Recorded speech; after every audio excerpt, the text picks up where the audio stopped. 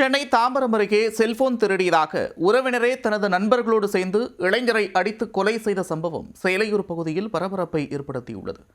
திருடியதாக எழுந்த சந்தேகம் கொலையில் முடிந்தது எப்படி? சென்னை கொடுங்கையூர் பகுதியை சேர்ந்தவர் 31 வயதான சதீஷ் என்கிற சக்தி. இவர் கூலி வேலை செய்து வந்துள்ளார். கடந்த 16ஆம் தேதி சித்தாலாப்பாக்கத்தில் வசித்து வரக்கூடிய தன்னுடைய மைத்துனர் காந்தியின் வீட்டிற்கு சதீஷ் சென்றுள்ளார். அப்போது காந்தி மற்றும் அவரது நண்பர்களான குணசேகரன், அருள்குமரன், பாலு ஆகியோருடன் மாடம்பாக்கம் ஏரிக்கு மீன்பிடிக்க சென்றுள்ளனர்.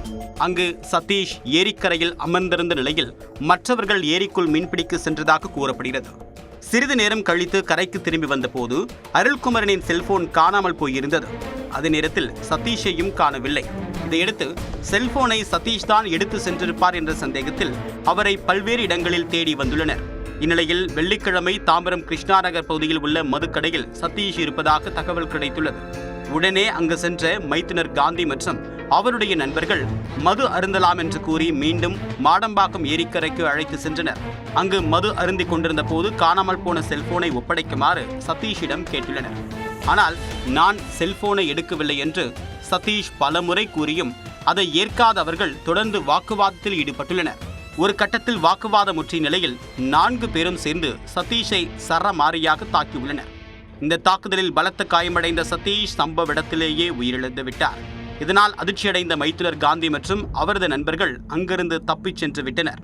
சனிக்கிழமை காலை ஏரிக்கரையோரமாக சென்ற பொதுமக்கள் இளைஞரின் சடலத்தைக் கண்டு அதிர்ச்சியடைந்து சேலையூர் போலீசாருக்கு தகவல் கொடுத்தனர்.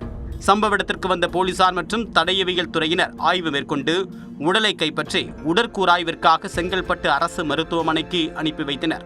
இதனிடையே காந்தி, குணசேகரன், அருள்குமரன் மற்றும் பாலு ஆகிய 4 பேரும் சேலையூர் காவல் நிலையத்தில் ஆஜராகி சதீஷை தாக்கி கொலை செய்ததை ஒப்புக்கொண்டனர். அவர்களிடம் தொடர்ந்து தீவிர விசாரணை நடத்தப்பட்டு வருகிறது.